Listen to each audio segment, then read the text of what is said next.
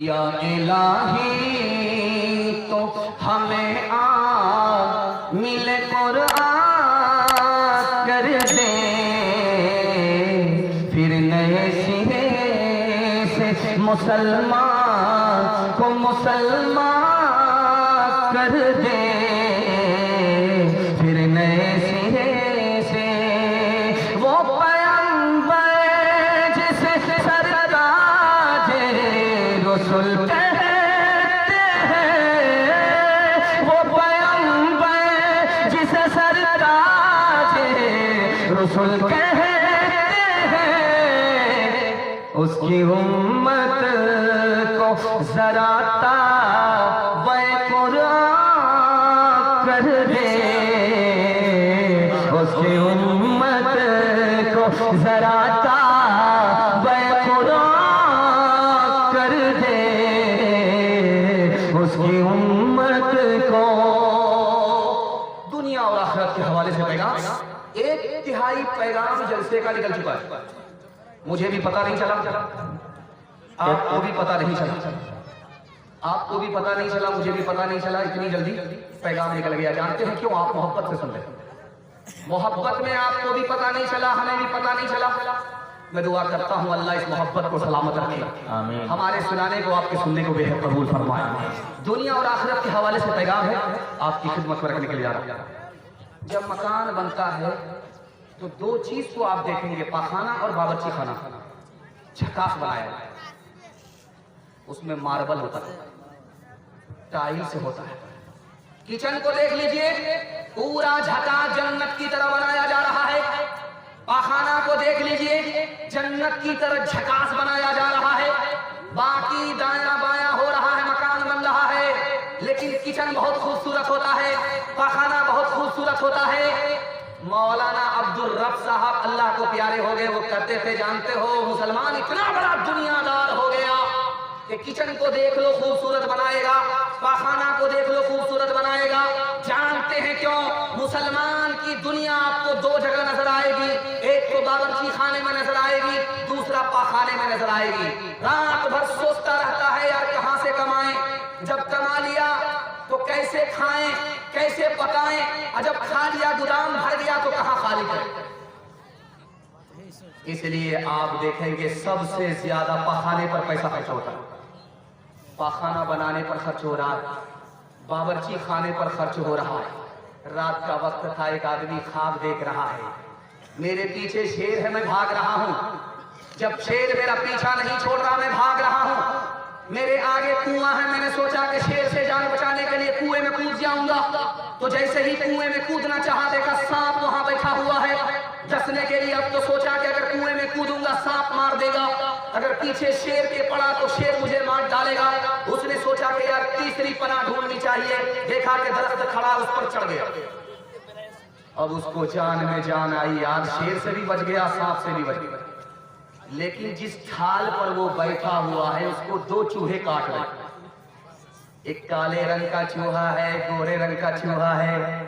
अब उसको समझ में आ गया कि चूहे ढाल को काट रहे हैं, यहां से गिरूंगा या तो शेर मुझको दबोच लेगा, या तो कुएं में जाऊंगा सांप मुझको डस लेगा। जब तक ख्वाब से बेदार हुआ तो लुंगी में पेशाब, उसके बाद आया ताबीर पूछने वाले के लिए, कारी रुहुल्लाह साहब के यहाँ। कारी रुहुल्लाह साहब बोले कि ससुराल से ज्यादा पैसा लिए थे, ससुराल में ज्यादा रहते हो, शादी के बाद मुफ्त खा रहे। बोला वो जो शेर तुम्हारे पीछे था वो मलकुल मौत, तुम जो कुएं के पास आए वो तुम्हारी कब्र थी, और कुएं में जो सांप नजर आया वो अज़ाब कब्र था। जिस ढाल पर तुम बैठे वो तुम्हारी जिंदगी थी, जो चूहे जो काट रहे थे वो तुम्हारी रात थी, वो तुम्हारा दिन था। तुम्हारी जिंदगी का चूहा रात दिन तुम्हारी जिंदगी को कम कर रहा है। तुम शेर से बेफिक्र हो, कब्र से बेखबर हो, अज़ाबे कब्र से बेखबर हो। तुम्हारी थोड़ी ही जिंदगी है, अगर जान और ईमान बचाना चाहते हो तो मौत से पहले मौत की तैयारी करो। एक बहरा आदमी गया बीमार की खैरियत लेने के लिए, तो जा करके पूछा बहरा आदमी बीमार से, क्या हाल है? वो खिसिया करके बोला मर रहा। तो बहरा को तो कुछ सुनाई देता नहीं। उसने कहा सुभान अल्लाह मुबारक। दूसरा सवाल पूछा कि क्या खा रहे हो? तो बीमार ने कहा कि जहर खा रहा। ये बोला बहुत अच्छी दवाई है, रात दिन माशाल्लाह खाते हैं। तीसरा सवाल पूछा कि किस डॉक्टर से इलाज चल रहा है? क्या मलकुल मौत। अब बहुत बढ़िया डॉक्टर, बारसोई में इससे बेहतर कोई डॉक्टर नहीं होगा, पूरा इलाज करके ही छोड़े। हाथ उठाइए, वादा कीजिए जवानी में सोएंगे, बुढ़ापे में जागेंगे। हाथ उठाइए इंशाल्लाह। इसने हाथ उठाया है और जब गलत हो गया तो मोबाइल दिखा करके ये दिखा रहा है कि नहीं हम फोटो ले रहे, हाथ नहीं उठाया। देखिए कितना चालू है। यही तुझको धुन है रहो सबसे बारा, हो ज़ीनत निराली हो फैशन निराला, हो ज़ीनत निराली हो फैशन निराला।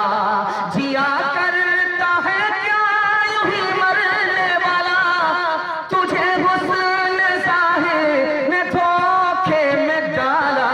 जगह जी लगाने की दुनिया नहीं है, ये इबरत की जा है तमाशा नहीं है, ये इबरत की जा है तमाशा नहीं है।